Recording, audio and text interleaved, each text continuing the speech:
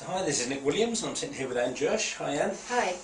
Anne is the author of 3 books and her last one is called The Future is Yours. And you do fascinating work, which is you take people into the future life progressions. Now, as you've said in the past, quantum physicists, scientists have always said, time is an illusion and time is not linear. Yeah. So it obviously requires for some people a leap of consciousness, a leap of kind of understanding to think about going into the future. So how did you come across this and how does it work? How do you take business people and other people into the future? I'll tell you how it started. I worked, basically I've read tarot cards for many, many years. That's been my main work for over 30 years. And I was always fascinated by past life. So for 20 years I've been playing around with past life and having amazing results. And you think, well, okay, that's something, if somebody says, I was in, I don't know, Africa and such, how do you prove it? But what you find is certain things make so much sense that you realise that there's that connection there. And often, you can often release things that are not good for you or that have been holding you back. And I was playing around with past life, and I actually had some military people come to me, and I now work a lot with military people. And they had a number of past lives that all connected, where they kept seeing each other lifetime after lifetime. Really? Wow. And then we all jumped into a future life, all 3 of us together. We were actually in a session together, and we all saw things. We all saw September the 11th, basically. Particularly the soldier lads, they had very clear images. We hadn't got a clue what it was. No, because it hadn't happened. How far ahead was that? It was only a couple of months, so it was quite shocking when it happened. We thought we were having a bad day. I mean, we just thought we'd got it wrong. It was quite chilling when it came up, partly because you think, well, we didn't know enough to stop it. You've got to watch this unfolding. Although we saw it, well, what's the good of seeing it if you can't? It was something Mark Twain used to talk about. What's the point of seeing it if you can't do anything about it? But it made us realise that we tapped into something. And so I started to work with the soldiers a lot, and I find them particularly good to work with. That surprises people. People think policemen and soldiers would be sceptical, but I think what we're using is some primitive sense, and they use it all the time. I've never met a police... intuition, which is so much of your work is about intuition as well. They use it all the time. They have to. Their instincts are heightened. Ours aren't, because of our everyday life we don't use our instincts. So I started working particularly with Dave Brown, and taking him forward, and he consistently predicts the future world events, consistently, and not obscure things. We can all predict the odd train crash in an obscure country type thing. This is, and then it's guesswork. With him, he's very, very accurate, even down to specific people, days, times. He's amazing to work with. And so a lot of our work is on the big level, global. And then I started to work with business people and sort of really look at trends, look at their company, and sometimes they find it hard to believe that will happen because they've got an idea in their heads and they go, my business partner would never cheat me, my industry will always be strong, especially if you're into what you do and you make the model car of the so-so, you think that will never become obscure. Yeah, people get very attached to things, don't they? So they're not willing to look at other things.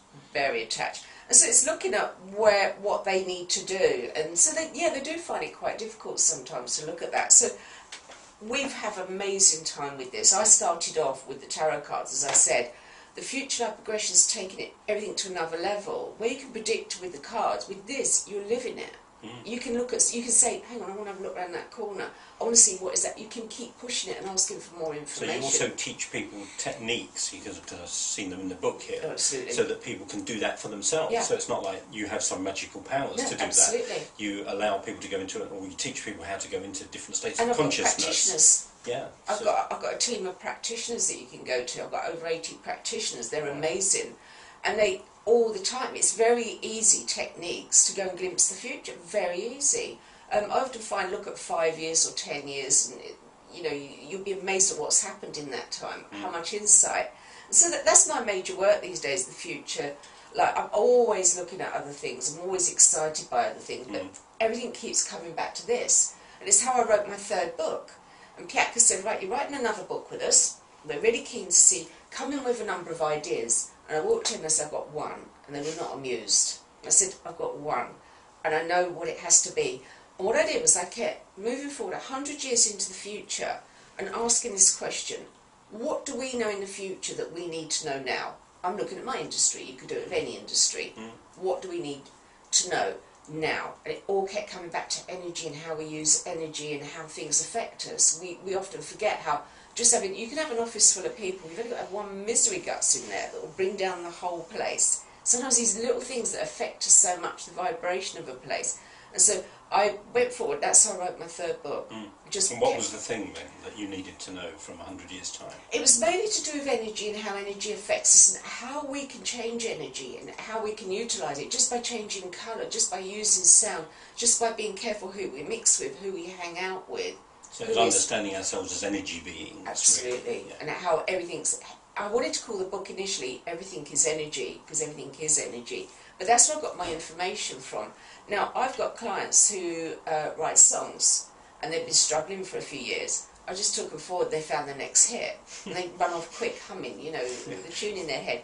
I've got people who design things, who design machines. I'm working at the moment with somebody, and it's all about free fuel in the future, which is going to be quite exciting stuff. So I've got scientists using future life progression to make discoveries. So there's loads and loads of uses. Fascinating. I'm looking forward to hearing more about it when you come and give a talk for us, and using some of this for myself, because I've read it but I haven't used any of the techniques yet. So you're going to love it. You actually use them. Yeah.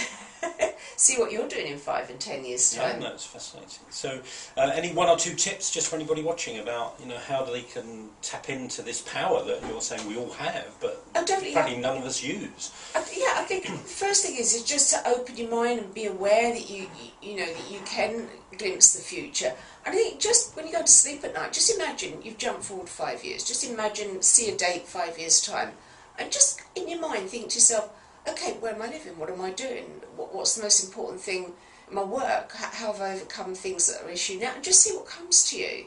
And, you know, you will think... Trust it as well. Trust it. You'll think you're making it up. But the only way to try it out is to do this and then see if it turns out to be accurate. I've done this long enough that things we saw, we laughed. We didn't write anything down for several years because we thought, oh, this must be our imagination.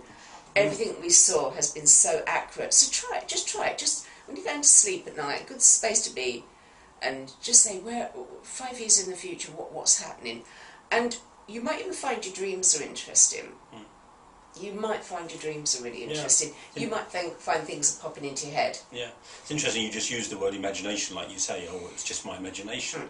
But in a way, that is the power of imagination, is that imagination is seeing what is going to happen or is going to unfold. So we tend to kind of you know, dismiss imagination, but it's actually one of the greatest powers we have, isn't it? Imagination is everything. We would be living in caves if we didn't have imagination. Einstein talked a lot about imagination. You use your imagination to come up with scientific theories. It was imagination that made him have the dream that led to his major theories. So what I'm getting from what you're saying is that, you know, my understanding of imagination is that you can see something in your mind's eye and bring it into existence. Yeah. But you're also saying that there's another realm of consciousness where that future has already happened. Absolutely. Absolutely. So it's not in the future, it's a future, or, you know, if you collapse time, it's already there. Absolutely. Well, that's the other thing that's really interesting with this is things we saw at 5 and 10 years in the future started to happen sometimes within weeks. And I think because if you bring something into your current consciousness, it's going to start really evolving. Particularly, Paul McKenna saw me with 3 books. He said, you got a 3-book deal. Nobody gets a 3-book deal unless you're Victoria Beckham or something. Within weeks I had a 3-book deal. And luckily I bumped into an agent. We haven't gone looking for any things we've seen. Literally, this agent come up to me at a wedding and said, Anne, I've heard about your work. And can I represent you? Yeah, he said, are you working on anything? And I said, yeah, I'm working on a book. That was my first book. He said, oh, really, what is it called? And luckily, Paul took me forward. This is another little thing you can do. And he said, you got your first book in your hand, what's it called? And I said, Instant Intuition. And that's where I got the title from, by going into the future. So you didn't know that? No, I didn't know that. Wow. No, I didn't know it.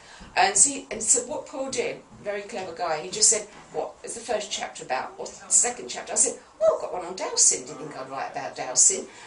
We actually download our future books. Wow. So somewhere they're already written. Yeah. It's about tuning in to what you've already done. Absolutely. And so what is that major thing that you're going to do in the future and bring it into now, start working with it now.